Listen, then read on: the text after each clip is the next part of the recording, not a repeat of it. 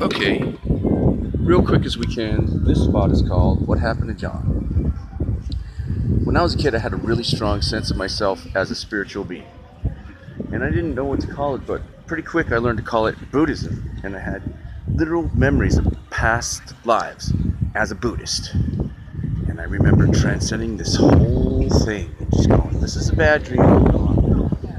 My uncle was an acting teacher and he gave me this book on Buddhism, and it had these stories that I really resonated to, and they were kind of crazy, some of them. I don't want to go into all of it because it's about what happened to John. When I was 16, I decided to go to Israel for a graduation present from Jewish religious school, and I had a bad feeling about it, and the guidance I got was, it'll be okay.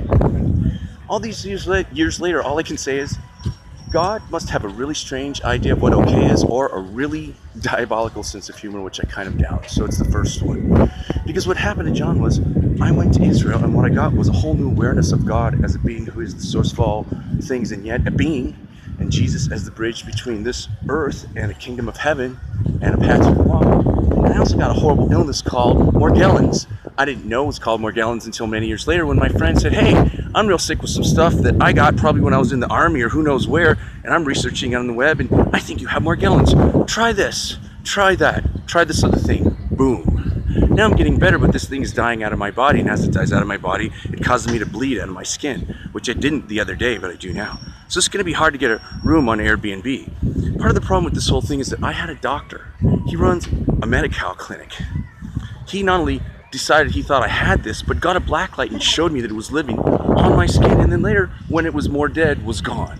But he denied his statements and fired me as his patient because he's nuts and doesn't want to get sued by the corporation, who I'm pretty sure use the organism that is one of the two organisms infecting me to make GMOs. So I think we're done.